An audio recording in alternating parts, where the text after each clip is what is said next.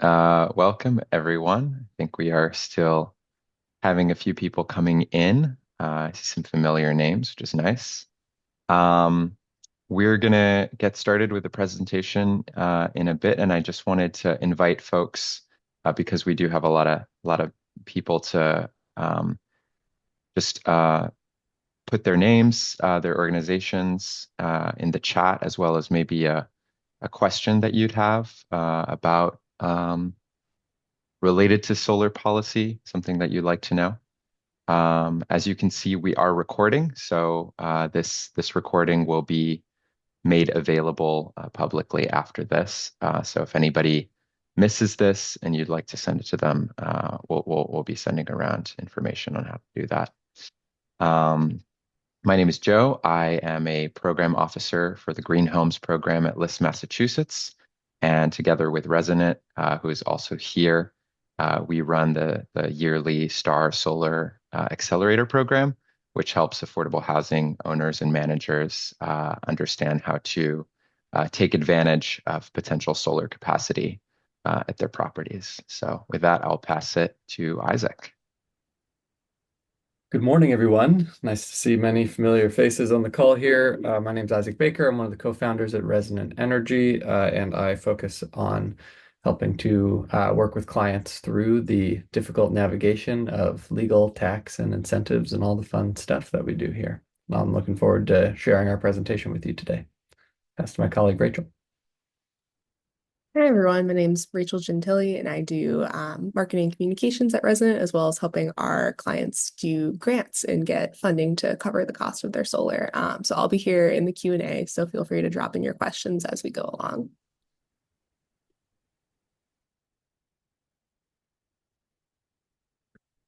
All right.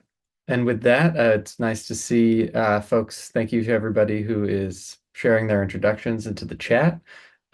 With that, we will get started with the presentation. There is a lot of exciting stuff going on right now, so we will have much to share. Um, just share my screen. All right. And is this all coming through? Great. Yep. So, importantly, as you can see, this presentation was timed to be just after Trump took office, and there is already, of course, some activity there. So we're feeling relieved that we waited until January 22nd to do this and not our original date of the middle of the month, because there's already some news to share, which we will move right to the top. I think as has been noted, you have myself and Joe and Rachel representing Resonant Energy and LISC here and running this program.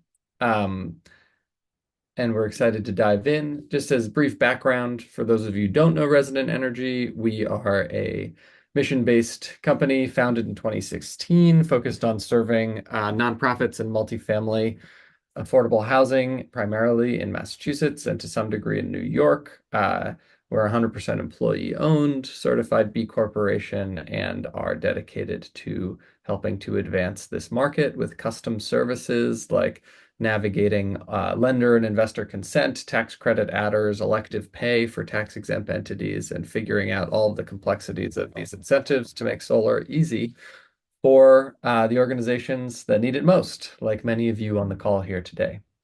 What we're going to talk about today is to go over solar policy and what the latest is that we are learning about both state and federal incentives for solar in Massachusetts, both of which are evolving rapidly. With that, we'll dive in and, of course, address the latest news we have from the Trump administration, who has taken office on Monday. So the first things, which many of you may have seen, is that on January 21st, Trump released a raft of executive orders, and one of them was titled, lovingly, of course, terminating the Green New Deal. And the language of that order included a an instruction for all agencies to immediately stop disbursement of funds through the Inflation Reduction Act. The Inflation Reduction Act, of course, has significant incentives in place for solar, both in terms of grants and tax credits and many different programs. And so on the face of it, this executive order will throw a wrench in the works of much of that policy as it was planned. However, it's unclear exactly to what extent this executive order, like many of his 100 other executive orders, will actually have an impact, and that it may be more symbolic. Most legal experts agree that an executive order cannot undo funding that has been committed by the federal government and signed contracts, of which billions of dollars are already committed and kind of in process. So our read right now is that this executive order will likely cause a delay, may result in lawsuits. It is unclear to what extent the Trump administration will fight over pretty clearly settled contract law on this front, or if he will, force this to go all the way to the Supreme Court to tell the government that it needs to pay its obligations when it signs contracts. But generally speaking, takeaway is a lot of this funding will go out the door. One question that we aren't sure about yet, which we will get to later in this presentation, is that there is an active bonus tax credit round that has opened now. And it's not clear if those low-income bonus tax credits for solar will be impacted by this executive order, noting that the language of the executive order is focused on the disbursement of funds. And really what the Trump administration wants to hamstring most importantly of the Inflation Reduction Act is anything to do with electric vehicle incentives or EV charging. He got a lot of funding from the fossil fuel industry, and they see electric vehicles as a significant threat. And so that is him making good on his campaign promise to make sure that electric vehicles and also offshore wind are kind of the two biggest items in his scopes with this Inflation Reduction Act. However, TBD on all of this, but bonus tax credits are not cash. So based on what we know today, there has been no pause in the current round of the bonus tax credit application. However, we have questions into the Trump administration and the Department of Energy about to what extent that will impact this round. And we will, of course, report out as soon as we know. So, in summary, we have this challenging and obviously deeply disappointing, but not surprising executive order that has arrived yesterday. We don't believe it's going to have a huge impact. And what the bigger impact and the bigger fight that remains is with Congress. So the most significant incentives for solar at the federal level, which is under Trump and congressional jurisdiction, are tax credits. What we see are the policies most at risk are the low-income bonus tax credits and their associated transferability and elective pay rules, which, as a reminder, as we'll get into, elective pay is what allows nonprofits and public entities to monetize the tax credits directly in cash as in lieu of a tax credit. And then the bonus tax credits give you an extra 10 to 20%. These are all rules that are currently on the books and are not subject to basically Trump cannot change this just with his executive order. And so this is going to require congressional approval, likely through a 2025 overhaul that will start later this year. And it's worth noting that his last tax bill, which has the acronym TCJA, or the Tax Cuts and Jobs Act, passed a ton of tax cuts that primarily benefited more affluent individuals and corporations. Those Tax Cuts and Jobs Act policies are expiring at the end of 2025. So it is all but guaranteed that Congress will be taking up a tax bill in the year 2025 to try and extend some amount of those tax cuts in 2026. And it is also all but guaranteed that the Republican-led administration will be looking for as many opportunities in the Inflation Reduction Act as it can to try and cut benefits that were provided through that policy so that they can convert those into benefits to the stakeholders the Republicans would like to serve through this new policy. So we will be watching, of course, headline news between now and December and watch what will be a sort of a slugfest, if you will, of headlines coming out throughout the rest of the year. That will be a lot of fun to wake up to with NPR every morning, if you are like me on that front. In terms of risk mitigating factors, as Congress goes through that process, the thing that works most in favor of the solar industry is that we have a razor tight margin for Republicans in the House. In order to pass this tax bill, they will need to get to a 50% approval, just as Democrats did for the Inflation Reduction Act. And we already have 18 House Republicans who have come out in favor this summer of protecting clean energy tax credits, like the baseline 30% tax credit for solar. Of those 18, 14 were reelected and 3 were replaced by Democrats. So we've got at least 14 of those Republicans in this razor tight distribution in the House that are saying we're not ready to actually get rid of all of the Inflation Reduction Act. And in fact, we've got billions of dollars of investment happening in our districts, and we don't want to get rid of those.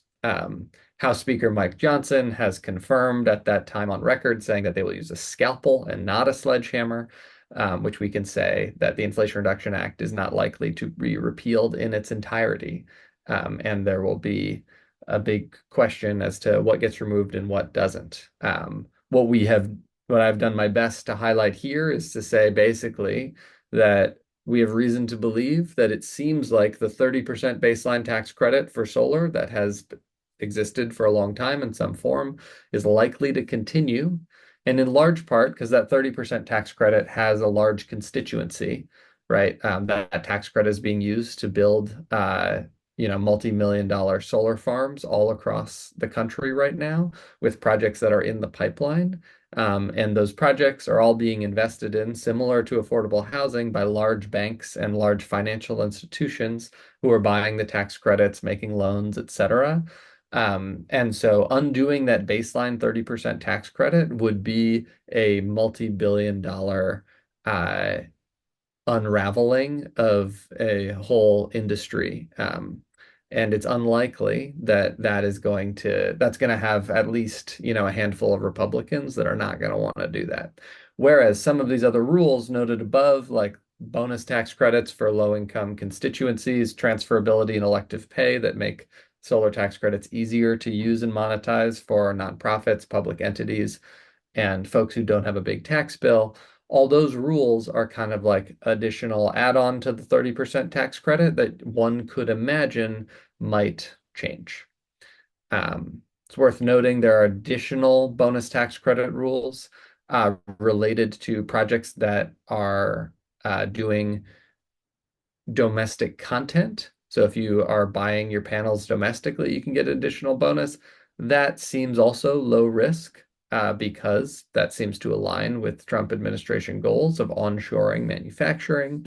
And then there's also another portion called the Energy Communities Bill that's fairly lightly relevant in Massachusetts, but that gives an extra 10% to solar projects that are located on oil fields.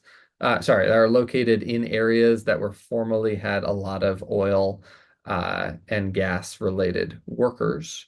So that is like, think Louisiana, Texas, West Virginia, et cetera. Many parts of the country are getting that extra 10% for solar being placed there. And that seems to be likely to continue based on the current politics. Lastly, tariffs. We are expecting some tariffs. We are advising customers to consider holding a 5 to 10% contingency in any budget related to solar construction to help give you some buffer to plan for tariffs. There's no solar contractor who is going to take full responsibility for tariffs in advance. And so that's something that will be a reason for a change order if it does come up. However, it's worth noting that solar panels are already we already have a huge tariff in place with China specifically related to solar panels. So Trump has announced he thinks he may do a new tariff with China for 10%, kind of across the board. That probably would have limited to no impact on the solar industry because we are already working with a 50% tariff on solar panels specifically from China. And that has resulted in the US solar industry primarily buying solar panels from manufacturers in other parts of Southeast Asia, which would be South Korea, Vietnam, Japan, etc. So over time, the solar industry in the US is going to move from those being the primary hubs of manufacturing. And in the next few years, we expect to see domestic modules, which are currently a pretty small portion of the market, continue to rise, even as we continue to buy panels from other parts, non-China, Southeast Asia manufacturers, as the general breakdown of the supply chain. So it's possible that this 5 to 10% contingency could relate to not the panels themselves, but a transformer or other electrical equipment, or there are some aspects of a solar project in the smaller dollar range, meter sockets, etc. A lot of that still potentially can come from China and is not currently tariffed, so some of that might change, and hence we're recommending leaving room for contingency, but don't expect to have major speed bumps due to the existing decoupling from China around solar panels that is already in place.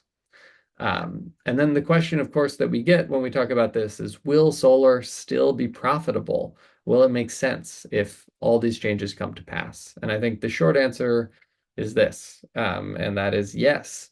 We believe that solar will still make a lot of sense, especially for affordable housing owners in Massachusetts and just for any user in Massachusetts, but especially affordable housing. The key things that inform that are, one, as noted on the previous slide, we have good reason to believe the 30% baseline tax credit will be protected. And that is obviously, that's a key. That's one of the largest incentives available right now. And that will be a significant factor. Additionally, we've had historically very high electricity costs that are continuing to rise in Massachusetts. Massachusetts rates, for context, in like roughly the top 5 or 7 states nationally for utility costs, generally speaking. And we've continued to see utility costs rise at well faster than the rate of inflation. So protecting yourself and your buildings from that by installing solar on site is going to continue to make great sense for operating budgets for buildings. Additionally, as we will talk more about, the Massachusetts Department of Energy has announced a new version of the SMART program, which is to say that there are new and robust state incentives that are coming out in 2025. And frankly, it's very well timed with the new administration coming in federally.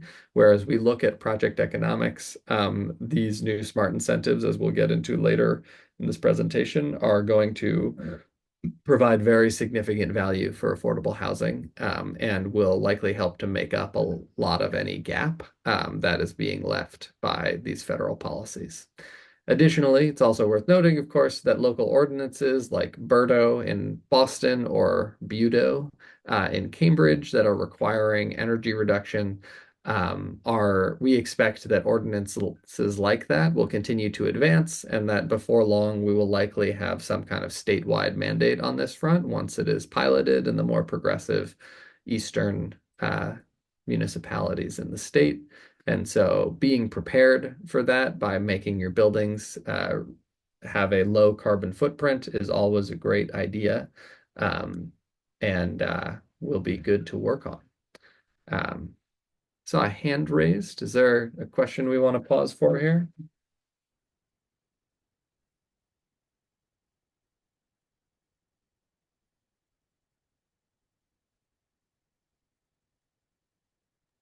Let's see. we will continue onward, but I hope if that question is in the chat, let me just see if there's a way for me to view that. Yeah, I'm not sure um, if we can unmute people in this function, but if people do want to write in their questions, feel Okay, free to do that. We can also, yeah, we can, as you want, Isaac, we could respond as we go, or you can respond as you go, or we can just hold them till the end. great. Yeah, let's do it in the chat and we'll take it from there. Um, all right. So in terms of hopefully I've given you with this a quick primer as a reminder on what's going on with Trump, what the policies are. With that, I want to just make sure we backtrack a little bit and just remind everybody what was in the Inflation Reduction Act and what are the current policies on the books that Trump is threatening.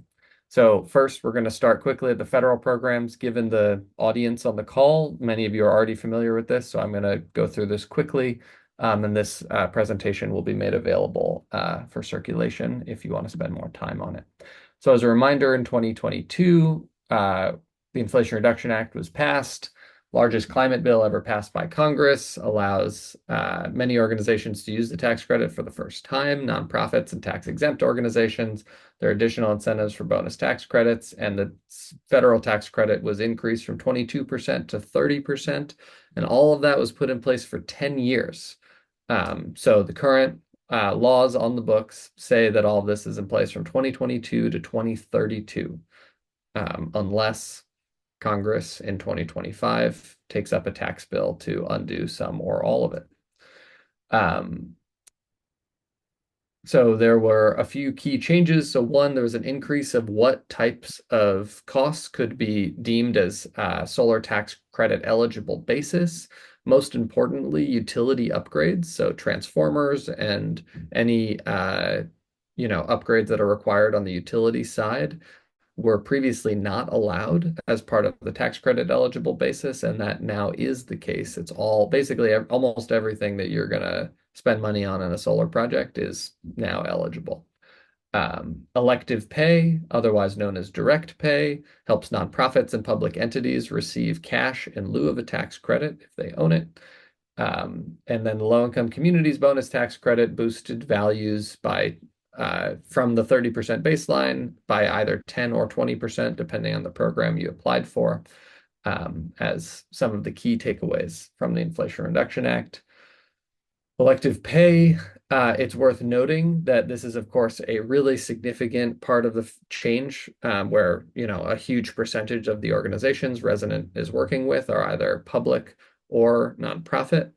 The current guidance that we are giving right now is that we do not have reason to believe that this policy is on the chopping block. However, the best way to insulate yourself from policy risk around elective pay is to do two of the following things.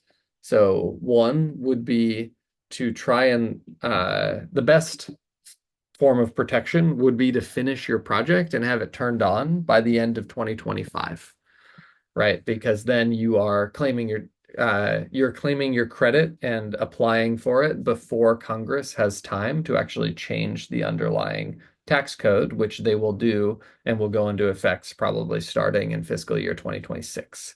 So that's number one, is turbocharge your solar projects, throw the money out the door, get it going, get them turned on by the end of this year. Best protection. Your second best protection, since that will be difficult to do for many folks that are currently considering solar, is what's called the safe harbor provision, which is that it's unlikely that any change to this tax code, they will want to not interrupt business likely to the degree possible. And so what you could imagine is that they will say any project that basically they'll say for all new projects that haven't started yet, direct pay is gone, is one version of something that Congress could do this year. And so if you want to make sure your project has, quote, started, that would be typically will likely be done under a safe harbor provision. And so making sure by the end of this year you have signed contracts with your chosen solar vendor and that at least roughly 5% of the total project cost has been expensed in this year is another form, slightly lesser form of protection that would be to safe harbor your projects in this tax year so that you could tell in any, future filing with the federal government, hey, I meaningfully started this project before Congress changed the rules. So those are your two best protections on elective pay. And we are going to continue to monitor this. We will be providing updates. You can follow us on LinkedIn or sign up for our newsletter, the bottom of our main page, www.resonant.energy. This will be among all of these other policies that are being discussed, a really key area of focus for us to make sure that we're staying on top of. Next, also important at the federal level will be the low-income communities bonus credit. So unexpected, but this credit program, the 2025 version launched under the Biden administration in January 16th, just before Trump took office. This program has a priority window for bonus tax credits that will run through February 14, 2025. The first 30 days, that February 14 deadline, our experience is basically if you are able to apply for your bonus tax credits in that window, affordable housing has nearly a 100% success rate in getting that 10 or 20% bonus tax credit. After that first 30-day window, you are still pretty likely to get it, but may not, but are, it's a first come, first serve program and funding may run out. Applications are accepted on a rolling basis through August of 2025. And that's the beginning of August.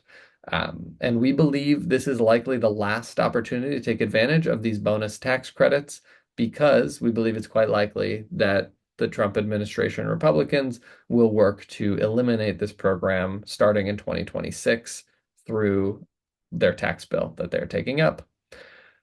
As a reminder, our previous experience with the program is that we've helped nearly 200 projects across Massachusetts secure bonus tax credits, either 10 or 20%. And we have actually done the filing on behalf of customers to help make this as easy as possible. We've secured millions of dollars in incremental tax credit value for multifamily housing projects, and we've had roughly an 86 success rate for applications submitted. So this is a great opportunity. And I think one key item, of course, is that these bonus tax credits, once you apply for them, all you need to do is build the solar project within 4 years of the date of award. So what we are guiding many affordable housing owners to do is to meet with us and to plan out and say, which solar projects do I think I might do in the next 4 years? And to consider accelerating your process so that you have a chance to get those applications in before this really significant funding opportunity goes away. And for most of our customers, on an individual basis, this tax credit can be worth tens to hundreds of thousands of dollars, right, to get an additional 20% off any solar projects you're considering. Isaac, just real quick. Sorry, Yep. there was a question in the chat that was related to 2 slides back, related to protecting your project against the end of elective pay. Tabitha asked if spending on soft costs in 2025 would count towards the safe harbor provision that you were talking about. Yeah, it's a good question. That is in the weeds, and when we think about soft costs, like, one of your best things you could spend on would be to say, hey, I signed a contract and I got my solar vendor out to do a site visit and they did some engineering. I think that would likely be pretty good in terms of, the typical early step to the project where you're going through design. So as has been noted, technically a soft cost, but I think would definitely meet the goals. The gold standard would be that you actually place a purchase order for some amount of equipment. So if you want to really dot all the I's and cross all the T's, that may be the direction that things go. And it depends on the exact definition of safe harbor that is ultimately adopted and in the program rules. So anyway, all it's to say is buying equipment is usually seen as like the highest and best version, and engineering and other soft costs are often acceptable.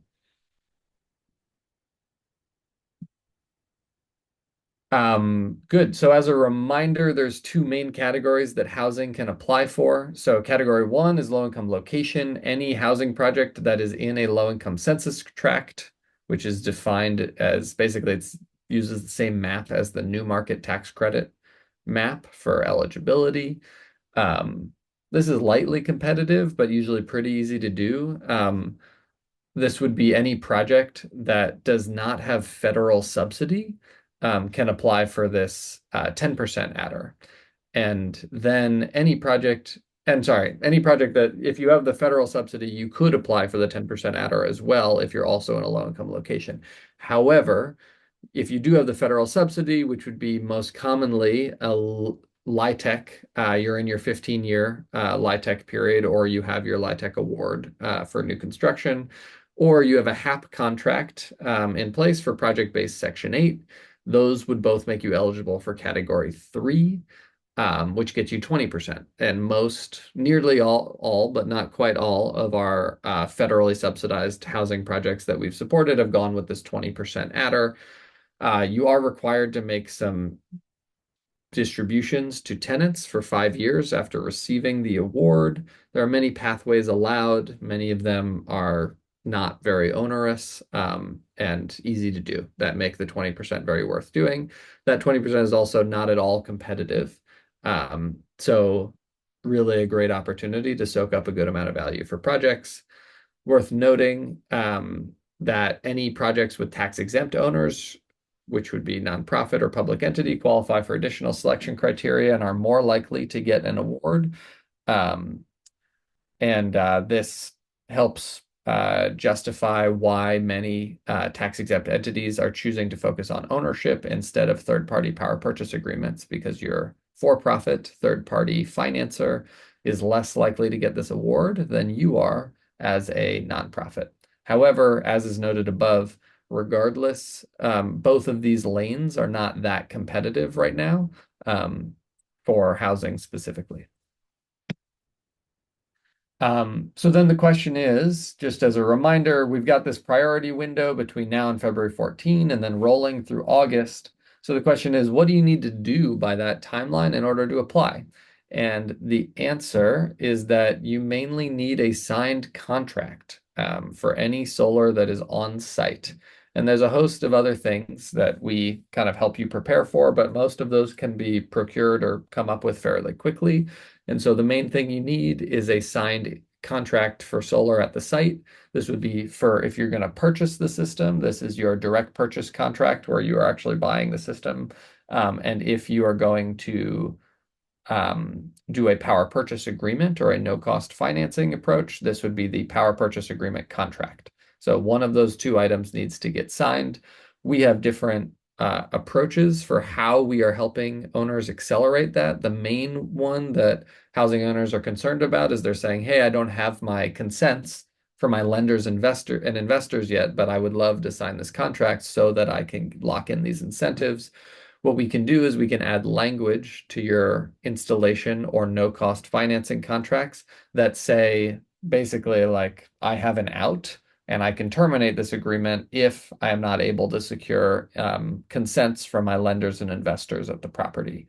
So this gives you the ability to sign the contract now, noting that it's effectively not in effect until you actually go forward and secure those consents, which you can now do after. So you sign the contract now, apply for the bonus tax credits, work on getting consents thereafter, and then can install ideally with your bonus tax credit award in hand. So another question in the chat, if you want to take it quickly. It's about your LITEC experience, and specifically, would a LITEC project with a nonprofit controlled GP qualify as nonprofit owned? Great. Great question. Unfortunately, it does not qualify as nonprofit owned, which is because they didn't quite think it all the way through. And so they actually made an exception and said that if you own, I think it's like 1% of the equity, but are a tax exempt entity, they even contemplated partnership flip deals like a low income housing tax credit deal.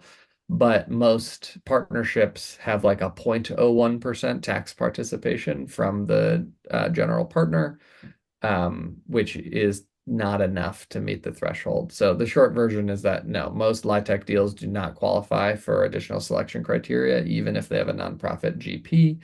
The only way that you can qualify in those setups is if you do what we call an internal power purchase agreement, which is where the nonprofit GP sets up a new solar entity to own and operate the equipment, which would be, nonprofit solar LLC, whatever, which is a wholly owned subsidiary of the parent nonprofit. And then that entity signs a contract with the entity that owns the building to own and operate the solar and to sell power to the building. This is a creative structure that we're seeing many groups use right now. Homeowners Rehab Inc. in Cambridge has used this. Just to Start is looking into this right now. So two housing owners in Cambridge. We've got Rees Larkin, who's working on a Boston E Plus project with us right now, is going to pursue this pathway.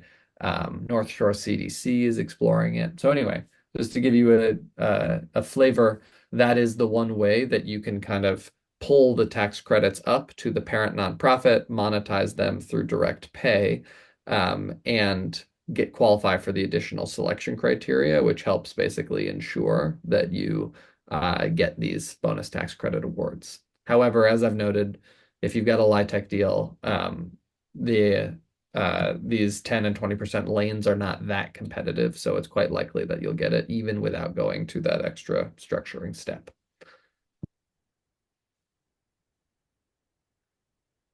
Great. So that brings us through our kind of core aspects of the tax credit side of the federal programs. We, of course, have a really big other side of our programs, which are the Greenhouse Gas Reduction Fund. So this is billions of dollars that are being shipped over the wall and that have been awarded to various CDFI intermediary entities, of which LISC National is a part of one of those coalitions. And there are many, many others. But anyway, so billions of dollars has been committed to these coalitions last year. The Trump administration, as noted above, is going to throw a gear in the works and probably delay funding actually going over the wall to these groups. But ultimately, we expect, based on contracts that were signed, that these billions of dollars will go to these intermediary CDFIs and that they will use them to create various subsidized loan products to help make solar viable. These loan products are probably not going to be that useful to anyone looking into a LIHTC deal because they will likely be annoying and complicated to integrate into new construction. So my guess is that these will be potentially a good fit for a non-LIHTC, rehab if you're looking to add solar to buildings that are owned outright by an affordable housing owner, or if you are doing some kind of rehab that's just a more standard refinancing. This loan might be able to be integrated alongside a senior mortgage as kind of a subordinate loan to help you pay for various green measures that would not be limited only to solar, but might also help with energy efficiency and other items. Noting, of course, that you're going to be applying for grants and other things to help pay for those as well. So this subsidized loan product might be helpful. It might come with Davis-Bacon requirements and Build America, Buy America domestic content. However, we have been hearing through the grapevine that this may come with the following exemptions for Davis-Bacon, which is, of course, a big problem, right, where it drives up costs significantly and would make this loan not worth it, which is to say that residential and multifamily and tribal projects are all likely going to be exempt from Davis-Bacon, and then any project that's under $250,000 as an individual site may be exempted. and that these exemptions are only applicable if the solar vendor is selected by the customer and not the funding intermediary, which again, most projects that folks would undertake, that would be the case. So we do expect that this loan product could become available. And with the Davis-Bacon exemptions could actually be an attractive lower cost loan option. However, there's a lot of complexity for how this program is rolling out. One of the requirements is that all of this funding needs to not compete with banks, but needs to actually kind of work in concert with banks through a requirement that's called fund blending. And so even after the CDFI intermediaries receive this funding, they need to set up kind of partnerships and collaborative pathways with other commercial fund providers and lenders so that they are using this to kind of stimulate the market to be able to making loans of this kind rather than just having like the banks don't participate at all and the CDFIs make really low interest loans that kind of, are total that private sector can't compete with. And while that all makes sense from a policy perspective, the main takeaway is that that means that nothing's going to happen really soon, which is that even though the funding is committed and things are getting going, um, it's likely going to take some time before we have like retail loans that are available through this program. And we're expecting that it could be eventually that these funds are available via LISC or via some partner. They could be available via the Massachusetts Climate Bank, who is not a key recipient that's been listed thus far, but is in conversations with many intermediaries. And so this is all basically to say TBD, but I would say maybe this will be something to consider in like Q3 of this year, but we've got at least another 6 to 9 months of figuring before anything major is available via this GGRF program. And it could even be longer if the Trump policies continue to disrupt this. Just a clarification question, Isaac, on the Davis-Bacon exemptions. We had a question about whether you'd heard that those would likely only apply to solar, or if you're talking about like all of GGRF related products. That's a good question. I don't believe that would only apply to solar. I do believe that those exemptions would be more broadly applicable. However, as I have done my best to confirm in the slide, this is hearsay from my knowing people who are in contract negotiations with various people about this, but is not fully public information. So I am giving you what could amount to gossip here that I hope is helpful as you think about your strategy. Notwithstanding. Great. Thank you.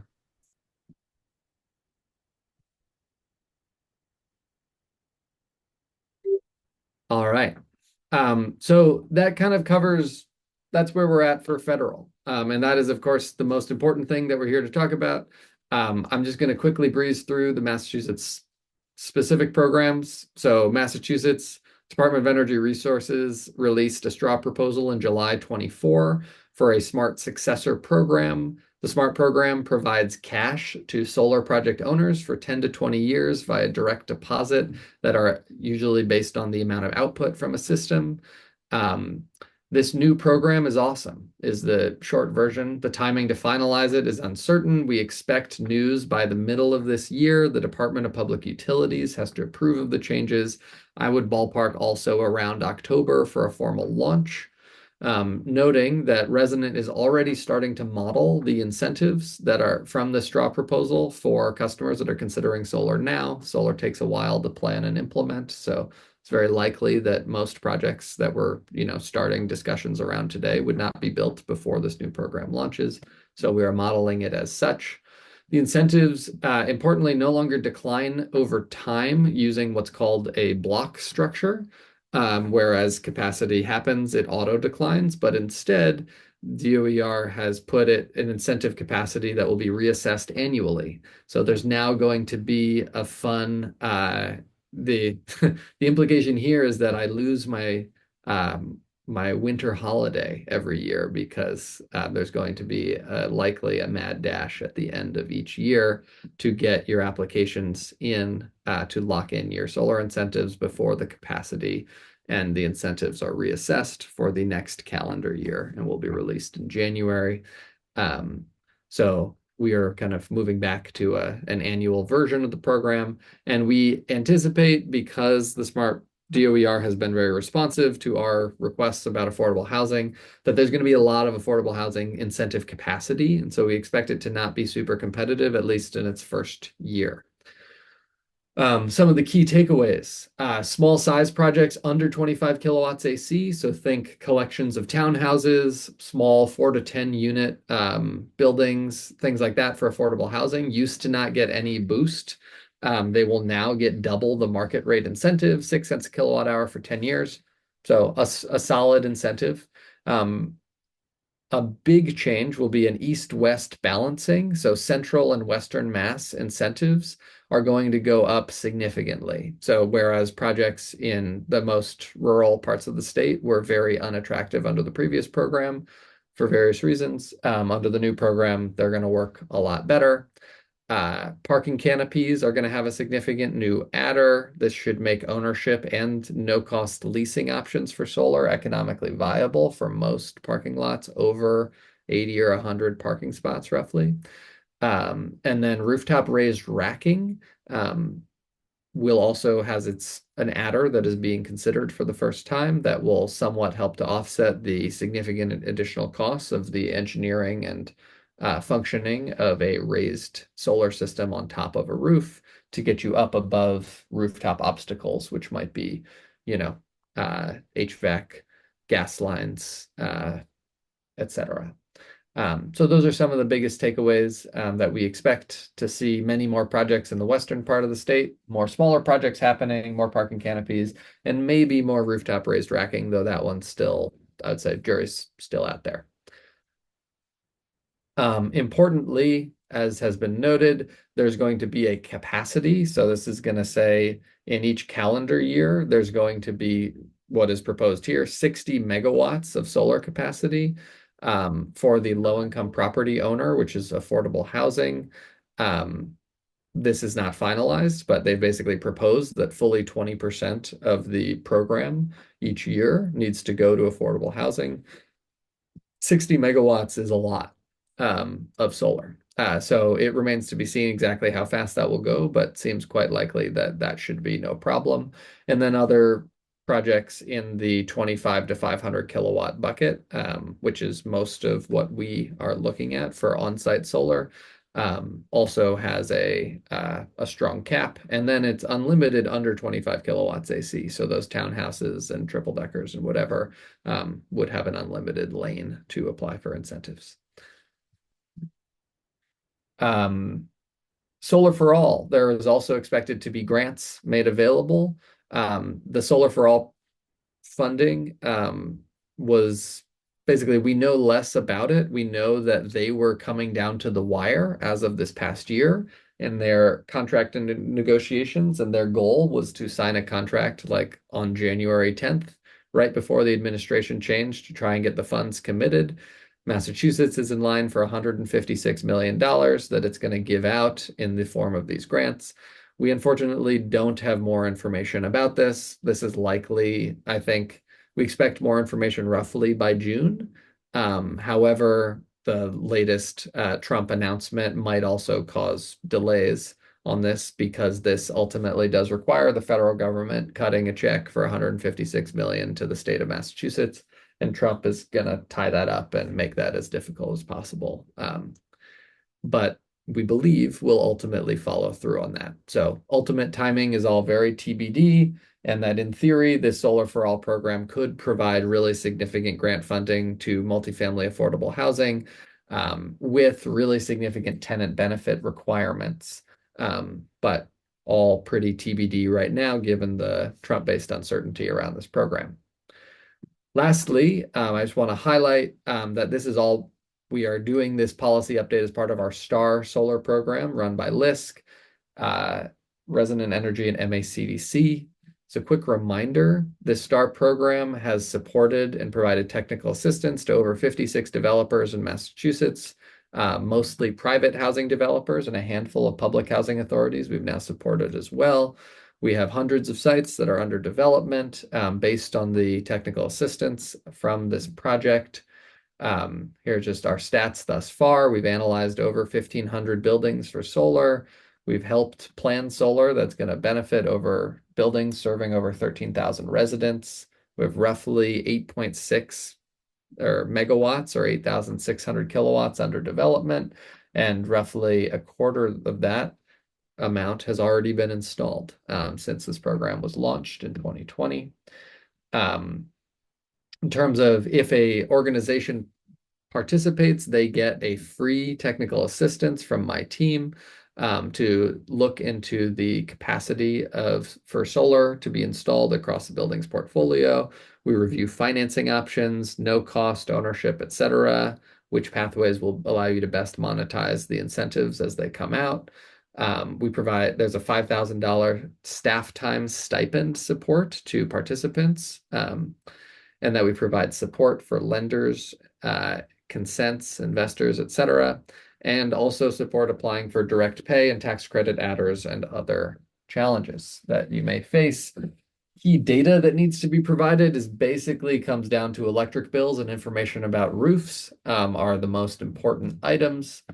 And lastly, we are currently accepting applications right now for organizations that would like to participate. And this is specifically for organizations who have not participated in a previous round of STAR. We are open to both public housing and affordable housing and private housing owners for the first time this year. And the deadline has been moved back to January 31. So we would love, if you have not applied yet, we would love to consider having you join us in this impactful program. And with that, that brings me to the end. We have just a few minutes, but we'd be happy to answer any other questions. And of course, our information is provided here, and our team is happy to set up time to do any more detailed follow-up with folks after this call.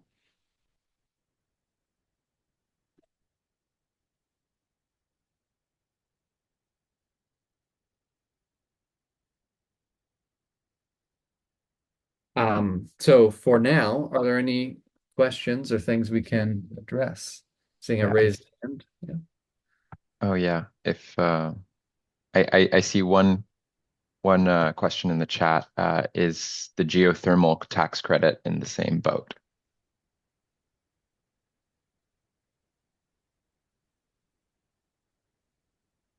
That is a good question. That is unfortunately beyond my purview. So I'm not sure. But I think if the question is,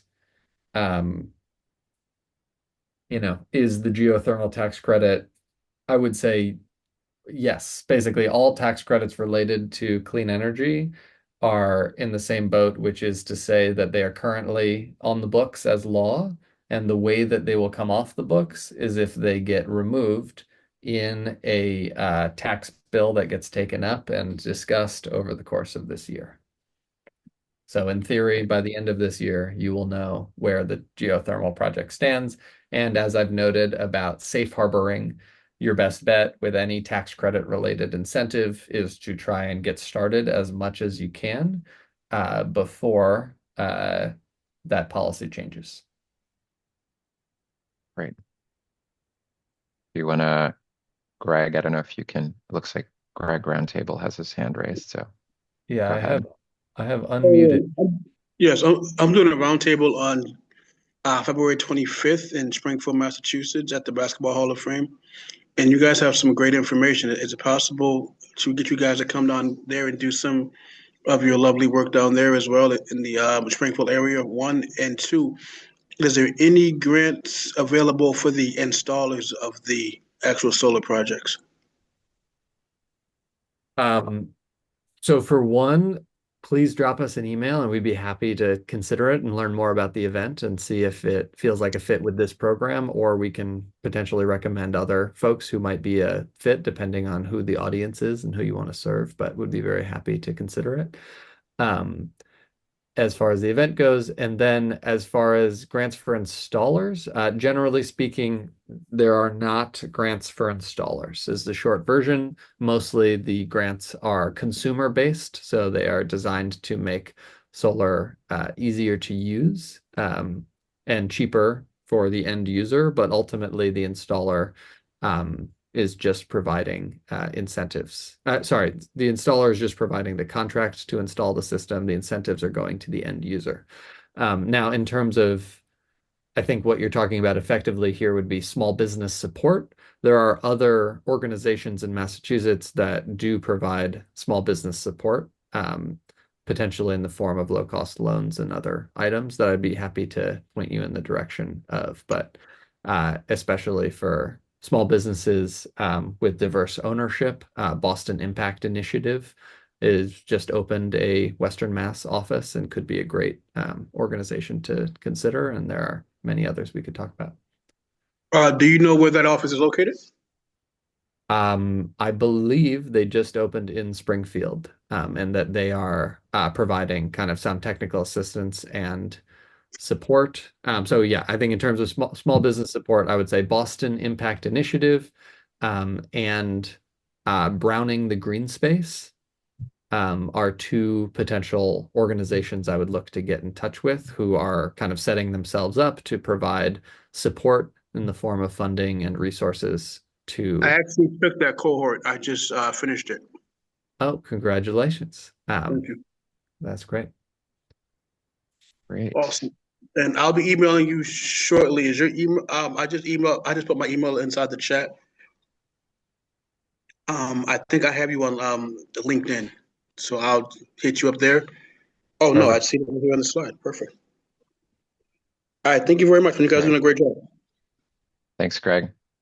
No problem. We have another question from Naomi about if you could talk about the inclusion of battery storage in any of the programs you've mentioned and your experience with projects that include battery storage. Um, yeah. Battery storage, where to begin? So one, yes, battery storage from a tax credit standpoint, solar plus storage are all eligible for these tax credits. So 30, 50%, whatever you get, technically all eligible. Um, in terms of, I think it's unlikely to be a lot of the grant funding, I think is unlikely to support battery storage just because if you do, batteries are so expensive that that would use up the funding very quickly. So I think solar for all, very likely to exclude batteries, whereas federal tax credits are an unlimited amount of tax credit regardless of the project cost, and so are less sensitive to that issue. Batteries very much included in the federal tax credits.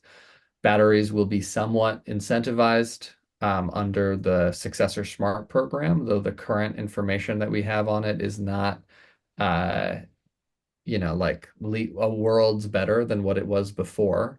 And our experience to date has been with batteries. We're currently doing a few pilots right now. We're doing solar and storage for a few public entities on Martha's Vineyard. And generally speaking, the finding has been that it is expensive and extremely complicated for small commercial entities, which would be, municipal buildings, multifamily housing, et cetera. This breaks down to on a few different issues, but the biggest issue is that whereas batteries are generally pretty easy to permit in the single family market, because they're small and they fall kind of under major fire code thresholds. The small commercial market has the problem of there's nowhere easy to put the batteries inside. There's often not space outside to put them. If you do put them inside, you have to basically treat them like a bomb in the basement from a fire rating, and all the fire compliance costs and complexity are pretty significant. And I think we have one example project that was just completed. We were not the vendor on that project, but there was a solar and storage project completed by POA in Roxbury. That was an all-electric building called the Kenzie. And that project was extremely complicated. So I think is not necessarily yet at a really great replicable stage for affordable housing. But it might be useful to consider based on the project type you're looking at. If you have like kind of a townhouse village setup with a lot of smaller, more single family structures, single phase energy storage would be much easier to integrate in that sense. And if you have kind of a big box building, 40 unit mid-rise or something like that, those are going to be the kind of more complicated for fire code.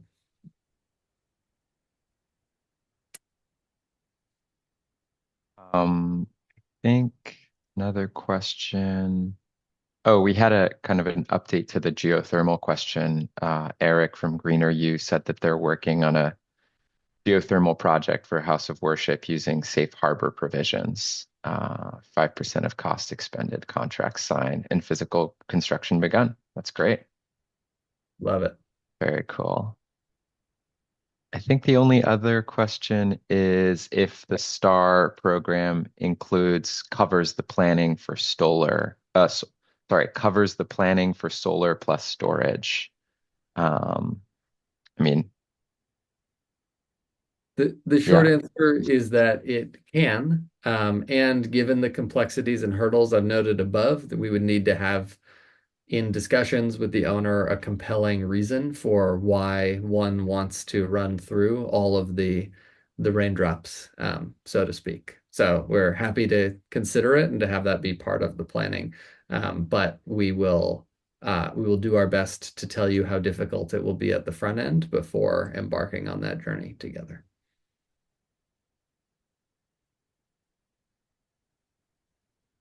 I think we are at time too. It looks like we've run through the questions. So thanks everyone for attending, and thank you especially to Isaac and the Resonant team and for your great, very detailed presentation. As Isaac mentioned, we have our application for STAR that's open for a little over another week, like 10 more days. So yeah, we'd love to see your application, and yeah, hope this was helpful. Thanks so much. Look forward to being in touch with you all. Have a good rest of your day. Thanks all.